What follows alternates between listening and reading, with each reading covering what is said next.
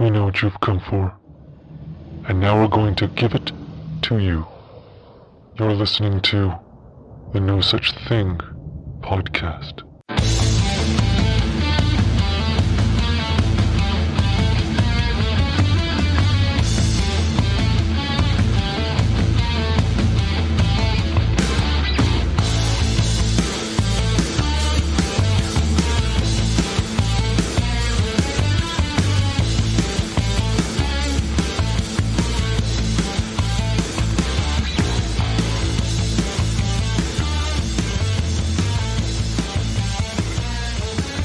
Hello?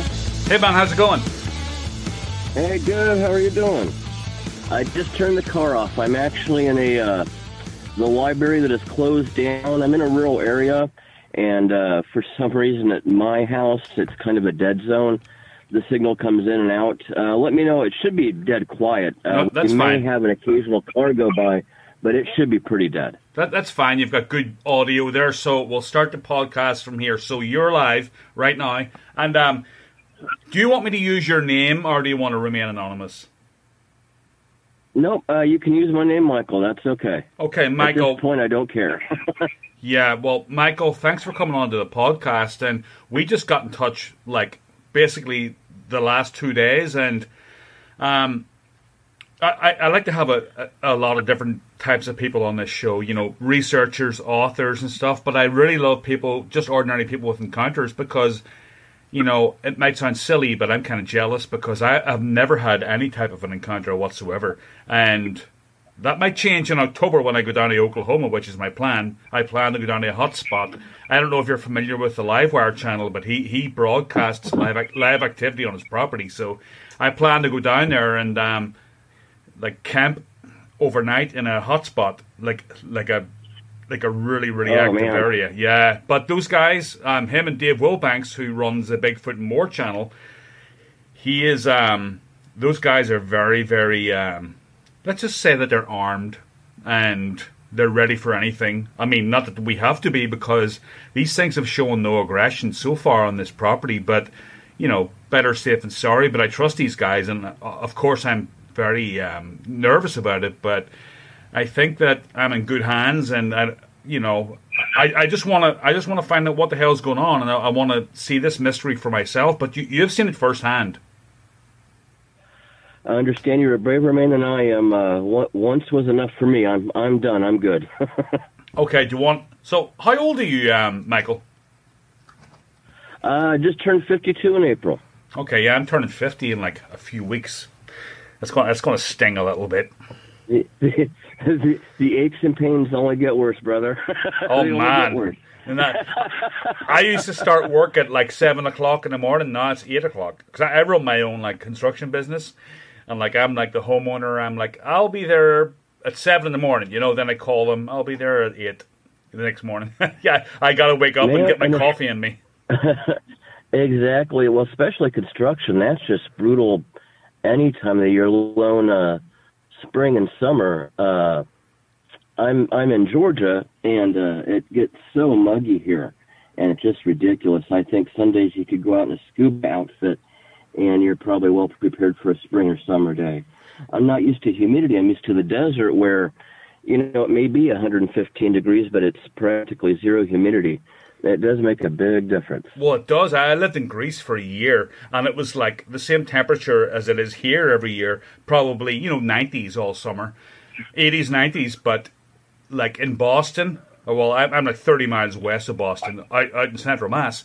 It's very humid here, and when it's like 80 or 90 degrees, it just kills you. But in Greece, it was like so dry, you know, it's like a dry climate. It's much like, you know, the Mediterranean climate. It's a very dry climate. People say 80 degrees is 80 degrees, but it's not. There is a big difference. And like Arizona, you know, I've heard people say, but it's a dry climate, so it's easier to deal with. And I understand that. I'm jealous. I know Greece is beautiful only by the pictures, but the pictures I have seen, it's just beautiful. Yeah, I traveled all around when I was like 25. I just like spent a whole year there just bumming around and picking oranges and like working as a barman and cleaning toilets, and I didn't have a penny. Any penny I earned, I just spent on alcohol. It was fun, you know, but you know, you're 20. Nothing wrong with that. Most of us have been there. I know my college days were pretty much wasted because I was partying all the time. So yeah, that was about my age too. The funny thing is, and now before we get into the whole Bigfoot thing, the only paranormal experience I ever had was in Greece. I'll try to make this quick because I don't want to hog up the podcast. But what happened was that I had me and this girl were on a date, so we went to this private beach. It was like a really exclusive private beach, but to get to it, you had to jump into it was like on a cliff. It was a cove, so you had to climb out of the bottom of the cliff and dive into the water and swim into the cove. So what we did was we got to the top of the cliff and threw all of our gear down to the beach, and then we got down to the bottom of the cliff where it met the sea, and we looked at it, and it was like 12-foot waves. We're like, oh shit, what are we going to do now? Yeah, there's no way we can jump in. Much. Yeah, we can't jump into the water and swim in to the cove because it's just raging. It's like, do you ever see the second, what do you call that movie, 300? The second one where all the boats go down? Oh, the naval battle, yeah. Yeah, that's what it was like. So it was like Zeus was playing a trick on me. So she went to get help, and I was standing there waiting, and it was like in a canyon, and I heard this laughter. It was like the Clash of the Titans, like they were looking down on me, and this laughter was like so loud, and it just echoed off all of I wouldn't call them mountains, but it was like a canyon, and the laughter echoed off all of these like canyon walls, and it was so loud, and I'm like, what the hell was that? And there was no one around for miles, like, and that is the most paranormal experience I've ever had, you know, and that's the only thing I can ever say that's ever happened to me. But this whole Bigfoot thing has me on fire because I started off my podcast as a poor man's Joe Rogan. I just wanted to get everybody on here and talk about weird experiences. And like, I really wanted to get military people on and talk about their experiences in Iraq and Afghanistan. But of course, that's very hard to do because they don't want to talk about it. So I'm like, huh. But yeah. Then I found out about Bigfoot and I'm like, shit, this is so interesting. And then I've just become exclusively cryptids. It is. It really is. It's like a rabbit hole. Once you have an interest, or once you've had an encounter, it just goes deeper and deeper. Yeah, I totally agree with you on that. You know, I enjoy like UFOs. I'm not real into the hauntings, but I'd say pretty much Bigfoot. That's pretty much my interest. That's the books I read. Now that I don't have to work nearly as much, I can start getting back into podcasts, Amazon Prime, watch those movies, things like that. Yeah, they're very interesting because, like, what I love about Bigfoot is that this could actually be real. All the other stuff is, like, maybe, but I'm pretty 90% convinced that Bigfoot is a living, breathing phenomenon. Now, do you want to go back to the start and explain what happened with you? Yeah, sure. Excuse me. I spent my younger years in Omaha, Nebraska, and I know Nebraska's, as far as I know, is the furthest from a hot spot. Well, every summer for I think it was a month, a solid month, they would send me to a dude ranch. Back in the 70s, parents didn't hover like they do now. It was kind of more acceptance that life will happen. You hope the best for your kids, but life's going to happen. Just a different time. And I'm sure as a parent, I have a 13-year-old now. Man, it'd be nice to have him go someplace for a month. Yeah. But I went there for 2 years. It was my third year, and I was 9 or 10. And I know to get to the dude ranch, it was a number of hours from Omaha. I can't remember the exact length of time. It was a long time ago. But, and I shouldn't, we called it the dude ranch, but it was anything but. It was basically a large cinder block house. They had one end for the girls, the other end for the boys. They were all bunk beds. And in the middle, they would have a dance floor. That's where we'd eat our meals, things like that. Back in the 70s, God, I sound so old saying it. The disco craze was big, so, we did a lot of dancing and things like that. In the back, they had a lot of horses, and you would learn to saddle your own horse, bit and bridle, everything Western style, and we would go on long treks, through the, just around Nebraska, and we'd be gone for 3 days, about a day and a half out, then a day and a half back, and it was the last time I went there that all the strange things happened, and I had my encounter. And oh, go ahead. No, okay, I want to hear it. I'm dying to hear it. Yeah, no, definitely. Last year I went there over the summer. The place just felt different. Next to the Dude Ranch, right across from the house, there was also another house that the owner of the ranch and his wife stayed in. And beyond that was just a ton of woods. And I think the inkling that, something was actually amiss at the place as I was sitting out there talking to their son, and we were out in front of the cinder block house, the Dude Ranch, and he was just talking about weird occurrences and strange things happening. And, being a young kid, having an imagination, he didn't go into detail. He would not go into detail. And I was curious, and I was, concerned for him. He was a really nice kid or nice guy. He wouldn't go into detail, and whether it was the conversation or something else, and I know it sounds like such tripe because people say it all the time, I believe, but, I was looking in the woods, the sun was setting, and I just got that feeling of dread, that just deep feeling of dread, uneasiness, something is wrong. We stopped talking about it, but it remained for a number of minutes, and then it went away. But I've been, in the woods. I grew up in a rural area. We were actually on the outskirts of Omaha. So I'm used to woods, used to being out on my own. I never had that experience. Well, that night or the night after, in the middle of the night, and I will always remember this, one of the girls came into the boys' area screaming, yelling, shaking, and the reason I remember it is she was so scared and just white as a sheet. And she said she went to the bathroom and there was an ugly face looking at her through the window. She never described anything more than that. And my first thought, as a young kid, well, that's what kids do. You get each other worked up, you get scared and excited. But looking at her, she was profoundly terrified. She was so white. It's like all the color, and joy had drained from her face. And she just said she had gone to the bathroom and this ugly face was peering at her through the window. The guys asked a bunch of questions. I was looking at her. I didn't ask. We actually went to the girls' restroom, and, granted I'm 9 or 10 at the time, so the window it was not real high, but it was probably, 5.5, 6 feet above the bathroom floor, looking to the outside. Didn't think anything of it.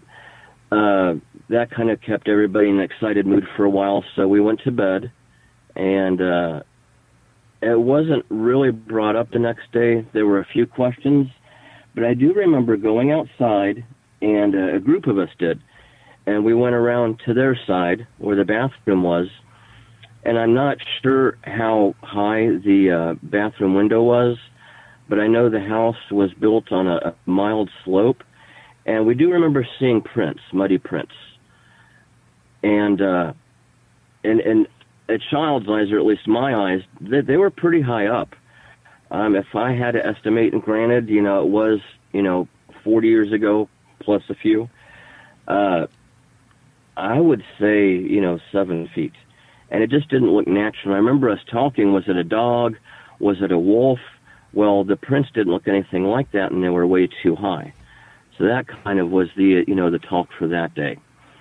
Well, it was a few days later, and they would do this, probably twice during the month while we were there. We would go on these excursions. You have to get your own horses and saddle them up, you'd get your provisions set, and we'd head out. Well, I know that morning, some of the horses had escaped the corral, and they were in the nearby woods. The woods were probably 30 feet from the corral. And I do know the owner was, and I'm sure a horse is an expensive endeavor, but I do remember just how worried and scared and afraid they were. They said, you got to find the horses. It just, even to my, young eyes and ears, it seemed out of place somehow. I mean, I'm sure, anyone that has a pet, a cat or dog, I'm sure even a horse, it's a family member, you want them back. But they were just so scared and agitated. So I do remember going in the woods, and eventually we found all the horses. They didn't stray that far, so we brought them back. The owners that ran the ranch breathed a big sigh of relief. Well, we packed up, and we headed out for the day, and nothing eventful. And until I had talked to the owner's son, and this thing happened with the girl in the bathroom window, there was nothing that ever happened there. At least, in my mind there wasn't, because I wasn't aware of anything, hadn't seen or heard anything. So we travel out, and the first night we camp out, there's a clearing, and we're probably like, say, 30 feet from the wood line. We were pretty close to the wood line. So we camp out. We have all the sleeping bags, in a circle around the campfire. We eat, talk, tell stories, and then we went to bed. And a little about the night, depending on, the environment, depending on light conditions, you can either see pretty well at night, or it's pitch dark. You can barely see your hand in front of your face. This night was full of stars, real bright moon. No idea if it was full, but I would say it had to have been close to full. There was a lot of light coming through. And I remember, I was sleeping, and first strange thing, I just woke up. And I've always been one to wake up, even as a kid, and I'm immediately awake, which is great when you're older and have to work the rest of your life. I wake up, and I just had that sense, and again, it sounds like a trope because you hear it all the time, but I really felt like I was being watched. So I'm looking around, and probably 30 feet into the wood line, so about 60 feet away, coming down a hill, and it was summertime, so there were no loose leaves, there was no noise. I saw a figure coming down the hill, and I thought at first, I'm like, caught ya. Because the counselors, the guys, they were older teens, probably 16, 17. They're always pulling jokes on us, always scaring us. And it was fun. So I thought, caught ya. It's one of the counselors trying to pull a trick, pull a joke, and I caught him red-handed.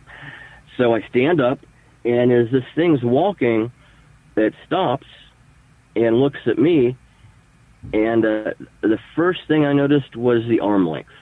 That's, it kind of went from, aha, I got you, to something eerie. This is the first thing I noticed was the arm length. The arm length was way too long. Definitely went down past the knees. And as I'm watching this figure, it starts swaying. And that really scared me, because I've never seen either of those things. I've never seen a person with overly long arms, and of all the people and situations I've been in, I've never seen anybody stop and sway at me. And for some reason, both of those combined, really, it was really eerie and really scary.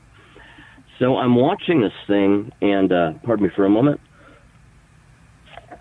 get some caffeine. So I'm watching this thing, and it's hunched over a little bit on its shoulders, and it just swaying side to side. There was not much canopy. It was a fairly open portion of the wood line. Mm-hmm. So I got a good look. Now it's a good look at about 60 feet. It wasn't the massive size I've heard so many people say. It was more, I want to say like a chimp or a monkey. It had a really long torso, longer than, it just looked abnormally long. The long arms, I really don't remember. I know it had legs, but I couldn't tell you how long they were, what the proportion of the legs was. I was fixated on everything else. Hair all over.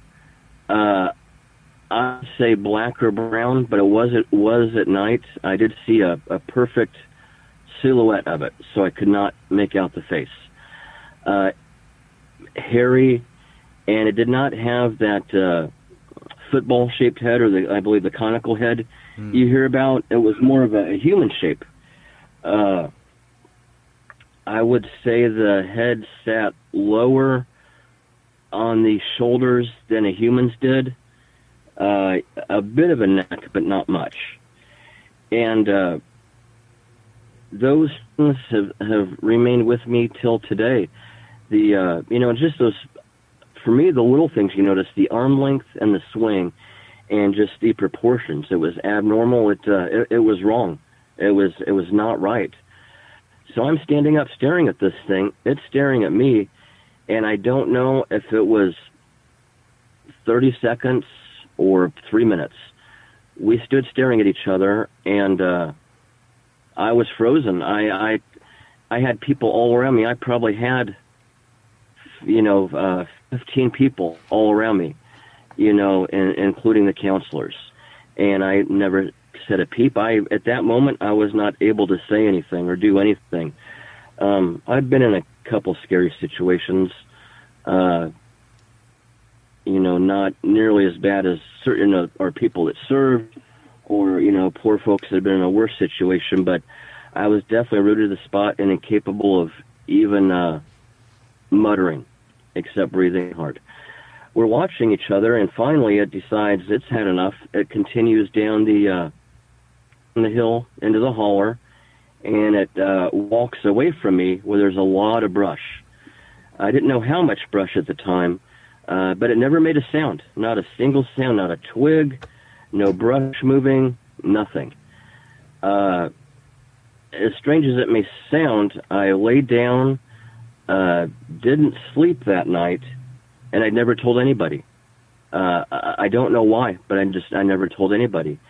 The next morning we get up, we pack the horses, and I was actually, after a while, able to ride without a saddle, which, made me feel like Rooster Cogburn or, someone else like a real cowboy.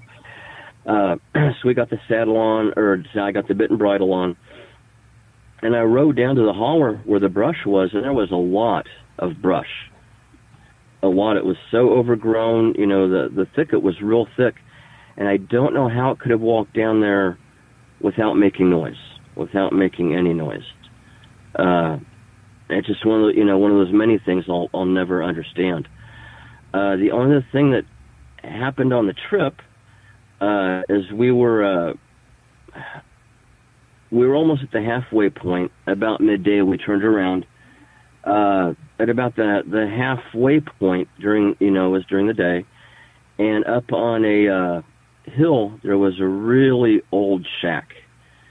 And to say it was a shack is probably giving it more credit than it deserves.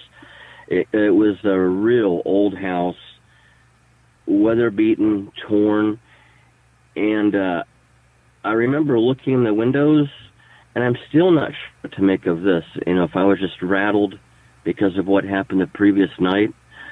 But looking in the window, it looked to me like if you could picture 3 men around a table, and all you can see are the tops of their heads. And imagine how the head would bob and look if they were eating a meal. Well, I saw 3 figures through this. It really wasn't a window. The window was gone a long time ago. And there was just enough of the shack and the wall standing up to where there was an interior. And I swear it seemed like there were 3 things with white hair bobbing their heads. They weren't looking at me. They were looking inwards and down, but the heads were bobbing, and it really struck me like it's people eating. I don't know what it was. I'm pretty sure it wasn't, a group of white-haired men eating in a shack that could have fallen down any second. I don't know what to make of that. We turned around, came home. The only other thing that happened is my horse bolted on me, and I could not stop him for the life of me. And he ran and stopped directly in front of a thorn tree and threw me, and man, I was cut up. I had thorns sticking out of everywhere on my face. Luckily, I didn't get an eye or anything like that. But we made it back, and I never told anybody, ever. Well, at that time. The next year, they talked about going back, and I refused. I said, I'm not going back. I didn't tell my parents or my mom and dad. The strange thing is, it's had such a lasting impact, and this part I don't understand, is there was a period of time where I had forgot about it, put it out of my mind. I'm not even sure how this could happen because it was so vivid. It wasn't a dream, it wasn't imagination, and to this day, I still question what happened. The logical part of me is thinking the imagination of a child. Well, okay, all children usually have a great imagination. That's possible. False memory, that's possible. A nightmare, all those three things were possible. But in my life, I've never had, and I was one of those kids that was into, just fantasy, sci-fi, Dungeons and Dragons that had come out and was just becoming a big thing. So I have a great imagination, but I've never had a nightmare about a dragon or a devil or, had such a vivid imagination that I visually hallucinated something, which would only be false memory. And I just, the logical part of my mind argues with what actually happened. But, I remember this for some time. I did talk to one math tutor. At the time, I was horrible at math. And I don't know why I brought it up, but I did talk to him about it, and he was accepting. And then go forward a number of years, and I had forgot about it. It's strange. I wasn't even aware it had happened. It's like it was expunged from my memory, and I have no idea why, because it certainly has left a lasting question and impression. I know I went through college without remembering it, and I was 9 at the time, so I guess it was actually probably, I know when we talked, like 15 years, but it was probably closer to like 18 or 19 years later, and I watched a show, and what's really strange is everything came back. It was like a lightning bolt, and I can't explain it. Before that, when I had, didn't even remember it, didn't even think of it, growing up in Missouri, near Branson and Forsyth, a lot of hunting, ton of fishing, and deer hunting, but did a lot of that, fished by myself. Back in the day, before you had video games at home, it was just starting to become a thing. You went outside and did things. I think kids are missing out today. I think they're really missing out. I know mine is. I feel bad. I feel bad for them. It's the video games are great. It's it's amazing, but I do think they're missing out. And I used to go. We'd go on little trips to go camping. It was nothing to be in the deep woods all day. And then after that memory recall, I don't know what else to call it, I would not step foot in the woods again. Would not go camping, would not go hiking. I remember with my son's mother, she passed away 2 years ago. We were at a resort in Sedona, because we were lived in Phoenix at the time. Sedona is a beautiful place, and they had Oak Creek, and they have this big hammock right by the creek. Very perfect night, perfect evening, romantic night, and we're laying on the hammock, and it really, this stayed with me. It ruined a really great romantic moment it ruined the moment until we went inside. But all I could think about was the trees, the tree line all around us, and I was so paranoid. And that paranoia exists to this day. Go ahead. So what is it that bothered you so much? I mean, obviously this creature wasn't the 8 or 9 or 10 foot tall behemoth that most people speak of. What was it about this? I know you mentioned the swaying And was it just a psychological thing, or was it, like, how did it affect you when you were standing there? I was, I think at first I was in awe, and then I was in shock. And, again, what I noticed were the arm length. It was wrong, unnatural, it was off, and it didn't sway immediately. It's when we were staring at each other, I'm guessing 20 seconds into it, it started swaying. I would definitely say a state of shock, just not knowing what it was. Being an adult, I think our reaction would be vastly different, because the older you get, the more certain you are that this is the way the world is. That we know all about this. This is impossible. This is impossible. And up until that moment, Bigfoot was a non sequitur. It was something that I was not familiar with. I was not familiar with the, Patty, the Patterson-Gimlin footage. There was nothing I was familiar with. The closest I could come to was when the family got together and watched Rudolph the Red-Nosed Reindeer, the Yeti. Oh, yeah. That's as close as it came. Bigfoot was not even in the vocabulary. But at that moment, I was rooted in the spot. And I think it's the brain. I can only talk about, the brain of a young kid seeing something like this. At first it was shock, and then fright. I would say shock above all, just because I was incapable of moving or saying anything. I mean, utterly incapable. I probably would have wanted to, and there was no vocalization. There was no noise. Now, I did hear, and I'm sorry, I need to backtrack a little bit. I did hear a little bit of noise in the bramble as it walked down. So my apologies if I said it was silent through the whole thing. You could hear a couple footfalls. But it was just that. I'm trying to think of, sometimes words fail a little bit when you're trying to think of the best descriptor. I would say shock. And then what's strange is later on in years, 18 years approximately later, how I had completely thrown it out of my memory about how it came back with a vengeance. I don't understand that. Suddenly, I don't want to go back in the woods. I will not hunt. I will not fish. I'm done. I'm always, now I live in Georgia, wrong place to live with the phobia of woods. But luckily where I'm at, we have a pretty good-sized clearing, and there's neighbors around us. So I do feel fairly comfortable. There's a lot of windows, so whether it's all the stories I've listened to, but I always worry about something peeking in the window. When I saw the creature, the animal, however you want to phrase it, I did not see any eye shine. Did not see any. And I'd say the face was more human proportioned. There was nothing that stood out like a larger jaw. I really couldn't make out the eye ridge or anything like that. It was in shadow. But then later on, I think what is strange, at least for me, is just the amount of unreasonable fear for something that happened so long ago.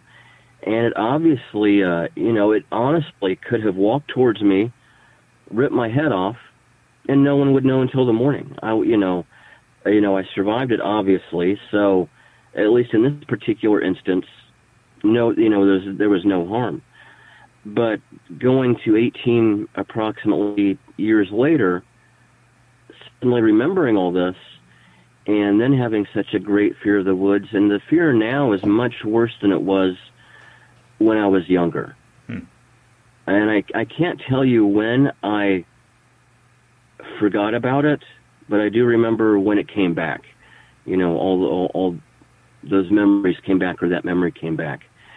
And I really don't like I definitely believe in one. I've tried to teach my son, whenever there's an uncomfortable situation in life, particularly something fearful, you got to hit it head on. Otherwise, it's going to bury you. Fear, worry, it will bury you in life. So you need to hit it head on. It's not comfortable. No one really likes it, but you feel a lot better afterwards. And in that case, I'm a hypocrite. I've let the fear, take over. I do not allow him in the woods. He knows what happened. He's not allowed to bring it up to any other family member. I told a few, throughout, all these years, I've told a few friends, and it's pretty much the same response you would expect, from most people. You're lying, you're nuts, or you're exaggerating. So we keep it to ourselves. You're the first person I've actually, talked to in any format, like this. And it's been, over 40 years. So to me, it's really strange that, I'm 2 credits shy of a master's in psychology, which means absolutely nothing when you're involved in something. The ability to self-analyze is gone. But I'm still not sure the mechanism of why I forgot this and how it came back so hard. So your setting was in Nebraska, right? It was in Nebraska. I wish I could tell you the town. There was a dude ranch, if you want to call it that. It was more a cinder block home with the home next to it.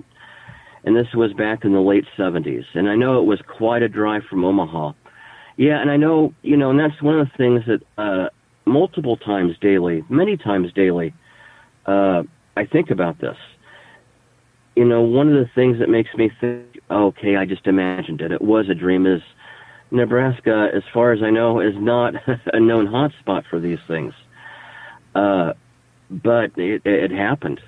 But yes, sir, it was in Nebraska. So, I'm in contact with a few different people. I mean, Oklahoma usually, but and I'm going to visit. I'm going to visit, like I said, Oklahoma, and the guys that I am visiting say that, I mean, they're on his property and he's got kids and stuff, and he is off the mindset that these things are no threat. And now there's another guy I interviewed a few episodes ago called Troy Hudson, and he deals with like a lot of he deals with the Choctaw and the Cherokee Nation and a lot of their sightings and stuff, and it seems that there's a lot of fear porn about these things, and I know what you mean about the whole swaying thing and stuff and the unnatural demeanor of this thing, because that would scare the crap out of me too. But these guys are off the opinion that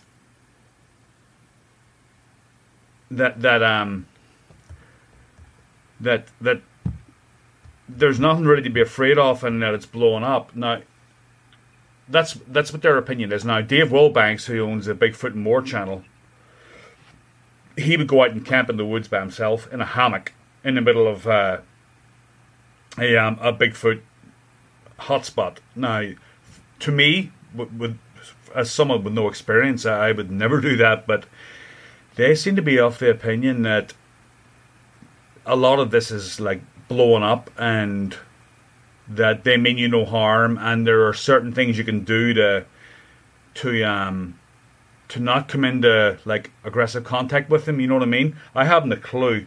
Yeah. I mean, I don't really know. I think you made a really good point. Now, here's the strange thing. I'm just now, really able to get back into podcasts, the shows, the YouTube channels, working 2 jobs for a while. I just didn't have time for anything. But I definitely agree with you on the blowing it up, for clicks or views or money. I think that end is sensationalized. The thing that makes me feel like a hypocrite is there's so much I think is blown up or sensationalized, or it's a hoax or a lie. So on one hand, I'm talking to you about my experience, but at the same time, I'm telling you how, so many people, I just can't believe everything they say. And I think the old adage or that old saying, sensational statements require sensational proof or extraordinary proof. Yeah. But I do think, and I think with all the, particularly I think now what's has its finger on the pulse is the 411 books. Oh yeah. I think a lot of people are seeing them as, they see people as a self-propelled ration with a secondary use, But I think if that was the case, there would be a lot more accounts of people disappearing, of attacks. You know, and in the historical narrative, which I really like, because that's where the real meat and potatoes for me is, you know, back in the 1800s, you know, there were a number of times where, well, I shouldn't say number of times, there were a few times where a place developed a sinister reputation, and it would get a name, you know, Devil's Valley or Dead Man's Gulch, because bodies would turn up severely beaten or, you know, minus a head. But when you look at the entire history of America, you know, how often do you hear of fatalities? You know, most people are familiar with Batman's story, Ape Canyon, and to me, Ape Canyon was them simply wanting payback for, you know, probably or possibly or trying to kill one of their own. But I agree with you, just because the historical narrative lacks, you know, thank God, a huge body count. Yeah, exactly. And I think, well, my guess is they're smart enough to know that anything involving people is not good, simply because there's just so many of us. You know, if something happens to one, or if they're just seen, boy, there's a lot more pink skins coming where that one came from. Well, Michael, suddenly the wood just crawling with them. Well, you make a great point, because if you listen to my interview with Troy Hudson, now he was in law enforcement and stuff, and he said that there's been a few cases where a kid has gone missing, and then they've been led out of the woods by, in inverted commas, a friendly bear, and they've been left on the side of the road. And he doesn't know if that's a case of they're compassionate, or they don't want guys with helicopters and machine guns coming, because they're smart enough to know that they don't want the place crawling with other pink-skinned humans. So you make a good point there. That's what he said. The pink skins, and the you know, and the pink skins always have a large assortment of boomsticks. You know, wasn't that a more recent case where a young boy had disappeared for 2 or 3 days, and when he was found, he said a bear kept him warm? I think that was. And wasn't that during the? That was in the Carolinas, I think, or Kentucky, or something like that. Now, I'm not up on, you know, deer population I'm more familiar with, but I'm not aware of a large bear population in North or South Carolina at all. I imagine it's possible. Maybe it's like hogs. There's millions of hogs. Right. You know, people just typically don't see them. But I believe it happened in the wintertime, and I just have a hard time finding one. You know, I believe, and I could very well be wrong, that bear are rare in that area. That one, it was a bear. Two, it was a bear that came out of hibernation. I've heard it can happen, but if it did happen, I would think a bear coming out of hibernation would find a young child, unfortunately, a meal that could not be passed up. Yeah, they eat other bears. And I so wish we had more information on that. I would have wished for the parents, when all had calmed down and no one's at the hospital, to bring in pictures of a bear, a monkey, a gorilla, a chimpanzee, and say, what did the bear look like? And I don't want to start conspiracy theories, but I think even if, you know, the child had pointed out more like a gorilla, I think that would have been hushed up. I tend to think with just everything that, for whatever reason, at least for me, it's being kept from us. I don't know why. It's funny, the government seems to think the people, they have no faith in the people, they can't trust the people. And that's exactly what the people think of our government. They don't give people the credit they deserve. You know, people in general can handle quite a bit thrown at them. Well, what Troy was saying when I interviewed him was like I say, he's dealt in law enforcement and stuff, and he said the reason is because people will, you know, there's a lot of shooting people out there, and they'll be going into the woods, and the first furry thing they see, they'll be shooting at because they'll get freaked out, and it'll just be a mess. So he thinks that's the reason why. I don't know, but there could be a million reasons why, but that's what he reckons. Now, you had more encounters, right? This wasn't a solo encounter, was it? You've had other stuff happen. You know, I've only had one other odd thing happen in my life, and I've only told a few people. And please understand, with like my encounter in this other interesting event, I am not special. You know, life does not find any of us special, unfortunately. I'm no better nor worse than any other man or woman out there. These are just things that happen. I had one other thing that happened, and I think this happened before the Bigfoot encounter. And there's one reason I remember it so vividly, and take it as you will, it's actually, even now, it's just embarrassing to talk about. Because, you know, usually when you talk to people, you get the same response. Well, when we were coming home from a night at the family's, it was evening, really nice. It must have been spring or summer. And we were driving home. We lived in Millard, actually, way back when. Anyone from Omaha would remember the Sapp Brothers big coffee thing that probably is still there. But we lived in the meadows, and we were heading home. And at that time, it was a real rural area, fairly rural. Now it's built up quite a bit. But I was looking out the back window, and you know, just enjoying the night. Wasn't thinking of anything. Listening to the music with my mom driving. And I'm in the back seat, and I look up, and I see a very large craft. I would say, my God, probably like 100 feet or more in diameter. It was black underneath. It couldn't have been even 50 feet above the car. It was extremely low. I do know the bottom of the craft was not smooth. It was real rough.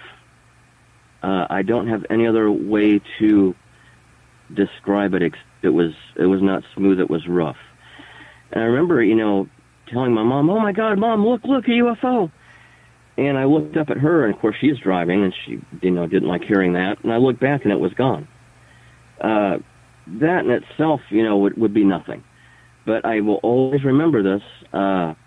We go home, I go to bed, and the next day I wake up, and I put my hand behind my ear, and I still have a lot of scarring to this day. And my finger came away bloody, and for some reason it wasn't pouring out blood, it was just bleeding. For some reason, my reaction to that, I freaked out. I mean, I really lost it. I would say I freaked out more with that than the Bigfoot encounter. It was purely a response of stark terror, unreasonable fear. I do know for the next month, and I don't know why this sticks in my mind, I do know I had a lot of nosebleeds, and what's strange, since that day when I doodle, because I work from home, when I doodle, I will still draw the same sigils and glyphs.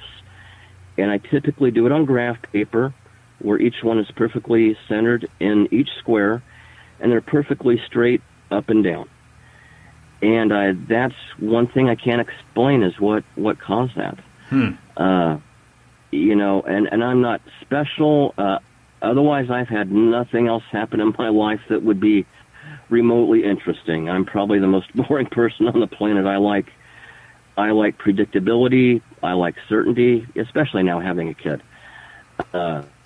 You know, just very boring. I pretty much read, listen to music. Really don't watch much TV. I do watch like Amazon movies, Bigfoot documentaries. You know, I'll try to listen to a few podcasts when I'm cleaning house and things. But yeah, that was the other event, and I believe that happened before the Bigfoot encounter, and I make no correlation between the two. You know, I'm not saying there's any connection. Both stood out. Both stood out due to the emotional response. Granted, both were equally vivid, but it was the emotional response that keeps them so vivid. I still can't explain it to this day what had happened. I wish I could, but... Now, when we go back to let me go back real quick to the girl who was in was it the bathroom she was in, and she saw the face looking in? Correct, yeah. So this was like 7 or 8 foot tall, this thing. So it must have been related to the 6 foot tall thing that you saw. It must have been the same family. If there's such thing as a Bigfoot family, which I believe there is, there must have been like a whole family of them around there. I'm assuming it's not the same one. I agree with you, because the one I saw, granted it was 60 feet away, you know, I was 9 at the time, so, you know, things size is relative, when you're younger or older. But I do agree. I think whatever was at that window was much bigger. And I do remember the prints and us talking about, was it a dog? Was it a wolf? What could it have been? And I didn't say anything, but I do remember the prints were I was like, if that is a wolf or a dog, that is the strangest wolf or dog print I've ever seen, and it was way too high. I would estimate, and this is just purely a guess from memory and, the eyes of a 9-year-old, I think it had to have been 8 feet from the base of the ground up to that window. That's huge. And what I saw just did not seem to be that big. I think 6.5 feet. I'd probably closer to 6.5 feet.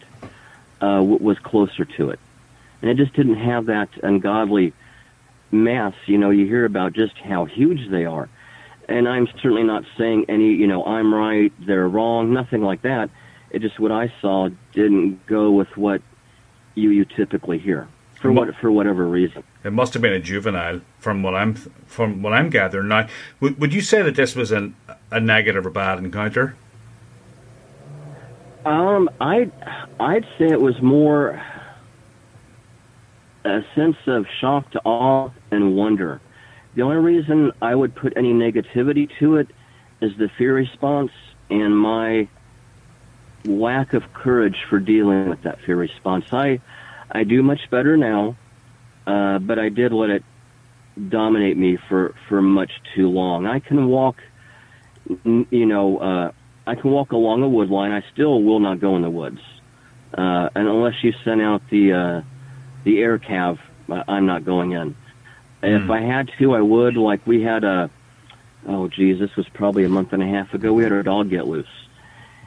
And beyond the clearing, there's a bunch of woods, and I was so focused on it was my son's first puppy.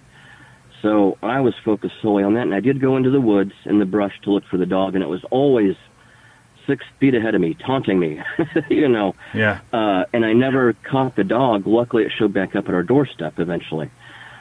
So I guess in, certain circumstances, I can go in the woods and put it out of mind. But I guess I would say it was a neutral. At the moment, I would say it was more of interest on my side and its side, because it made no aggressive, behaviors at all. No vocalization, and it just when it swayed, it was going back and forth. Which was just the swing motion was so odd to me. But even that, it didn't look agitated. And when it walked down the hill, there was no agitation. It was not running. It was not walking fast.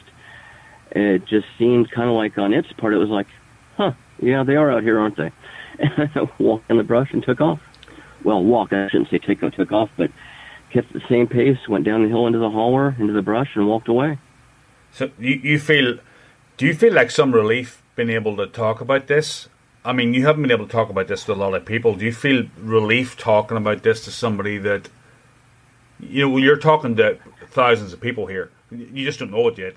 Yeah, I mean, when this goes live, a lot of people are going to hear this.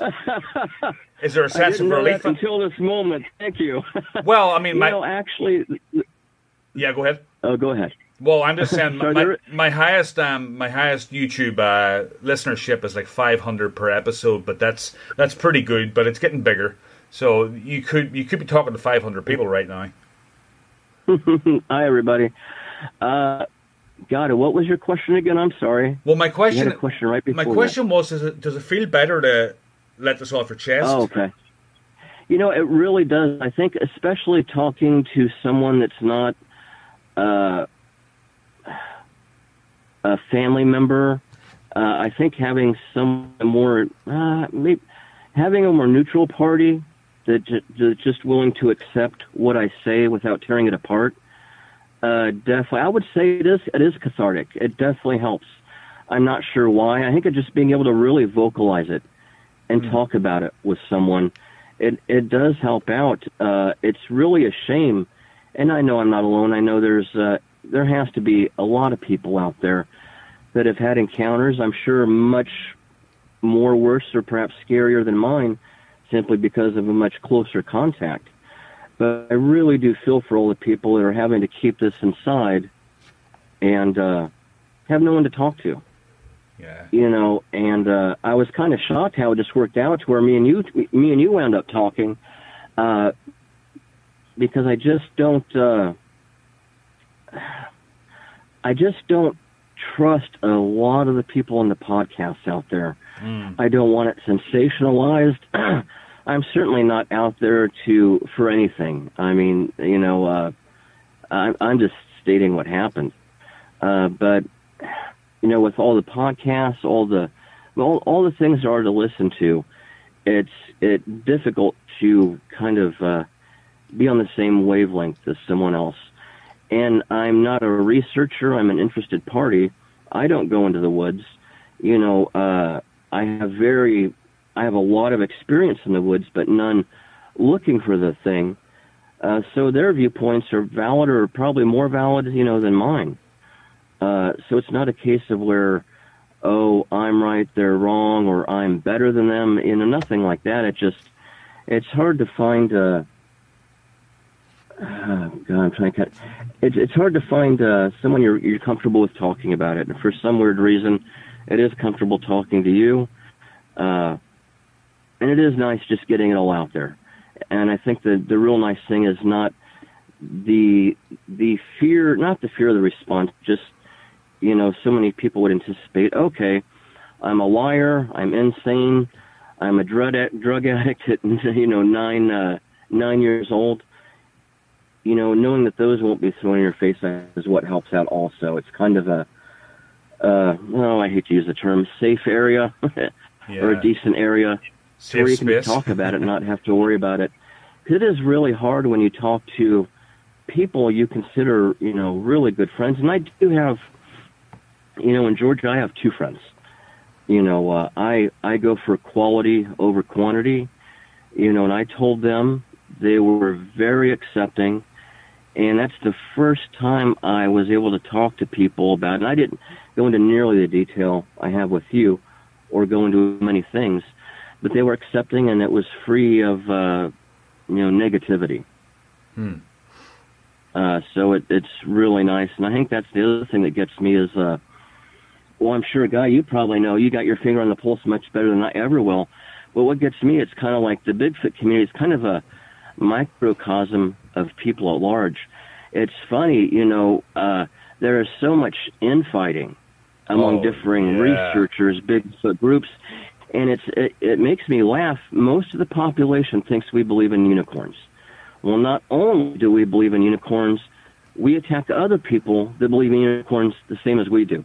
So it's kind of funny, and it really is laughable at times that, you know, I don't think anyone's got the full picture of it. I certainly don't. But, you know, and you hear it in certain YouTube videos or podcasts, it's just the vitriol that comes off. And I don't understand that, but I think it's not that the Bigfoot community is dysfunctional, just that humanity in general is dysfunctional. We do not play well with others, let alone each other.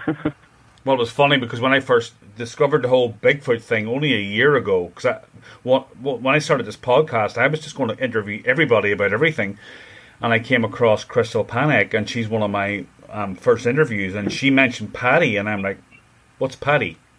And that was only a year ago. What? Yeah, I'm like, what's Patty? She's like the Patterson Gimlin footage, that famous ape-looking thing walking across the woods. I'm like, oh yeah, that thing. So then I started looking into it. I'm like, holy shit! And then I started crap. a whole world opened up to me, and I'm like encountering these people that had all. I encountered Bigfoot infighting. I'm like, what? That is the nerdiest thing I've ever heard of. Bigfoot infighting about something that we haven't even proven yet. And like, I really do believe it, but infighting about whether it's supernatural, whether it's benevolent or malevolent, and all this stuff. I tend to, personally, I tend, from the people I've spoken to, I think they're like human beings. There's the odd bad one, and but I think that they're mostly benevolent, and they're going to stay away from you, much like a bear. But if you know, there are a few bad ones, a few rogue Bigfoots. as per Native American folklore, I think that you're fine. I don't think there's anything to worry about, and that's the kind of attitude I'm going to have to take with me to Oklahoma this October, because otherwise I'll not get off the plane. Be safe, and I hope you encounter one, but at a safe, comfortable distance.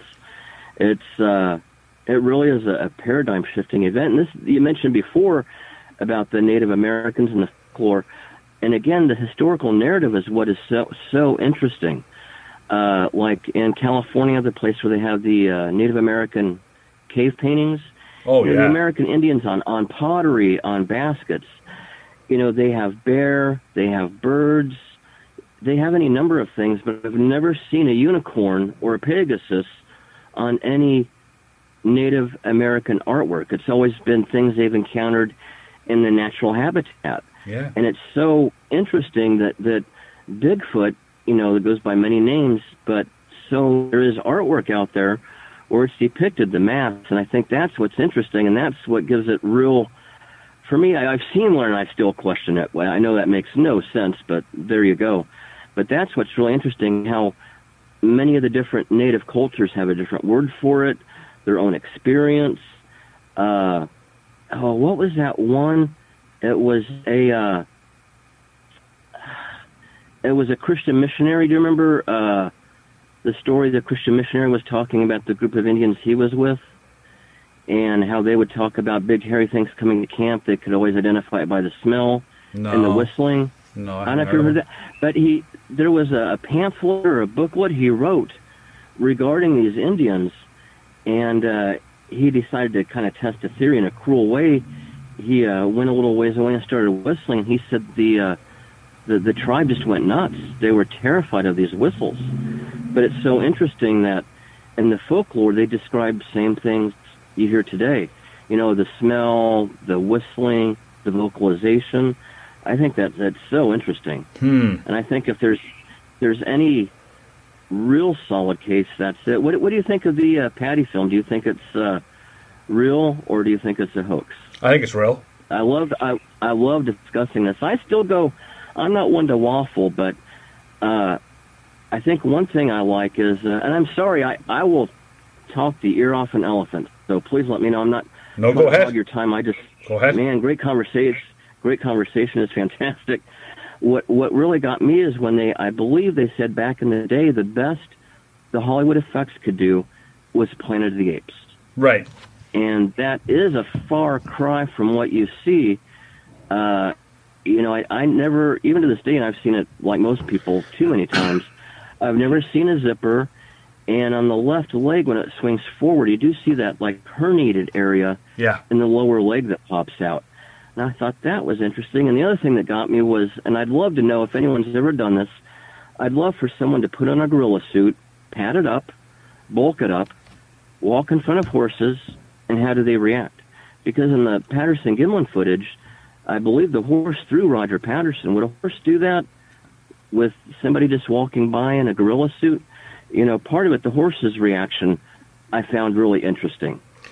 Well, when I watched it, and I didn't watch it till years later after my encounter. Well, you can like anybody that watches that, like a few beers in them, and they just watch it. They're like, yeah, it's a guy in a suit. But then when you actually look into it and you look closely, and then you look at M.K. Davis's footage, and you look at that thing, like this part alone, when it looks back at the camera, you can see its eyes. I mean, those are living eyes. They're not like eye sockets with some. They're not plastic eyes. Right, you can see a soul in there, and then you can see when it hits the ground, you can see that it has mass.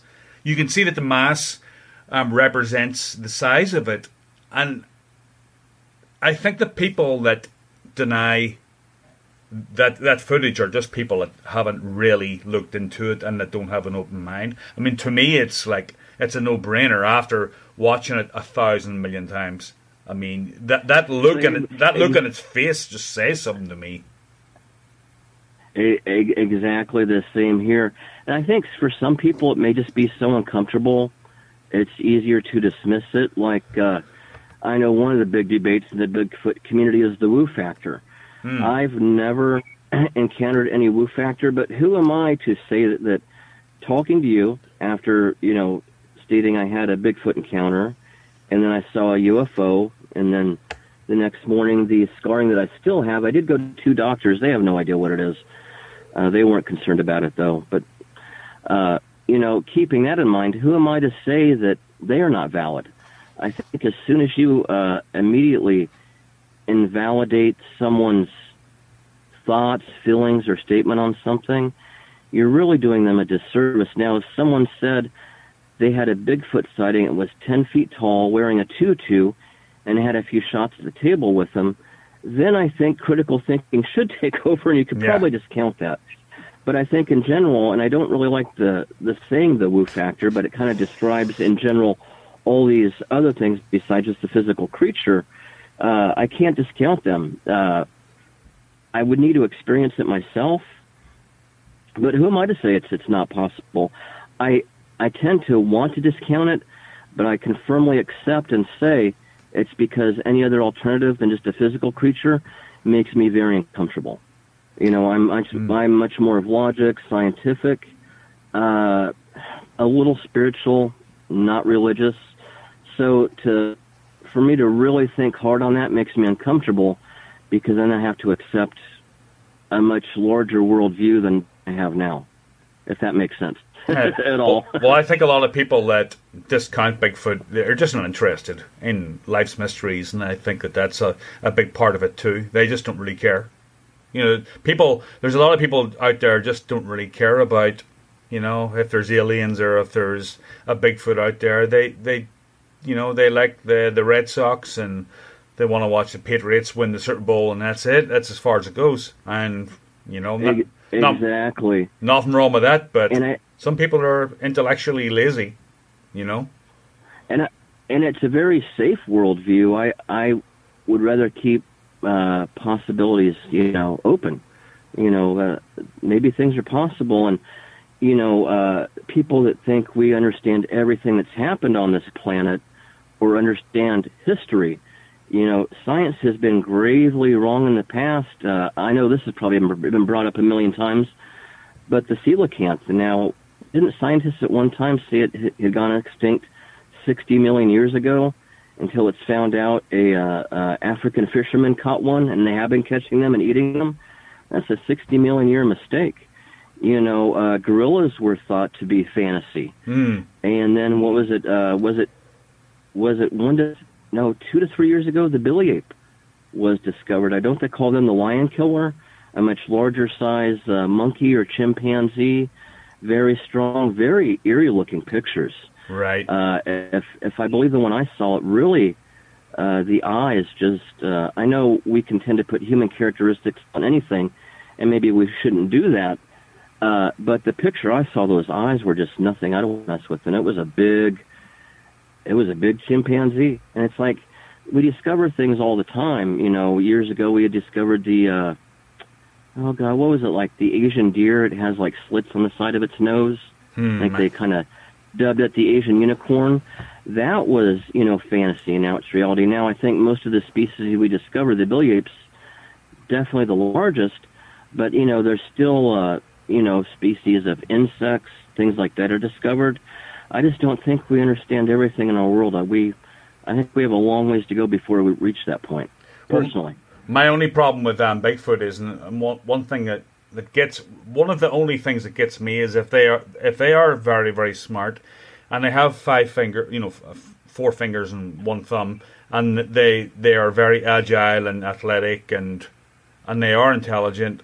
I don't understand why they haven't got to the stage where they can make a fire. That kind of stuff.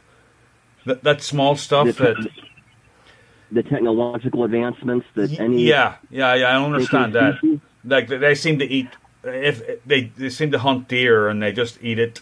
They've got square teeth, but they seem to eat like raw deer meat. So stuff like that kind of trips me out a little bit. That's about it, though. I wonder if it could be a case of where they're intelligent enough to know that humans are trouble. Not that takes great intellectual ability to know that mankind is not friendly. We are trouble. I wonder if maybe somehow they know that to do something like that, would risk exposure, would to risk them being discovered, which is why they maintain that basic primitive lifestyle. I mean, maybe because I think they have to have intelligence. One, they know to stay away from people. That's smart thinking in my book in general. I mean, I'm not antisocial, but people can, just be so utterly disappointing, and it's really great when you make a connection with someone because it's kind of rare, and you need to really enjoy that moment, and enjoy that time. But I wonder if it's like a defense mechanism to where, well, we could start a fire, but what's going to happen? And I certainly don't know, but maybe that's a possibility. Yeah, possibly. Yeah, some stuff like that really makes me question, but who knows? It's a great mystery, and that's why I have a podcast on it, so I can talk to people about it and flesh out all of the possibilities. It's amazing.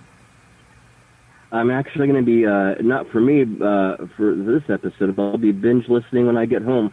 Oh, yeah. I like to listen when I can, especially before bedtime. It's just a time to relax, kick back. And now that I'm not having to work these number of ungodly hours per week, I can actually start enjoying it more. So, well, Michael, I really thank you for coming on, and it was a great chat. I really enjoyed it. Yeah, me too. Thanks so much for talking to me. Appreciate it, and hope you and anyone listening, hope you have a good Memorial Day weekend. Remember the holiday and those who have fallen, and please take care and be safe, everybody.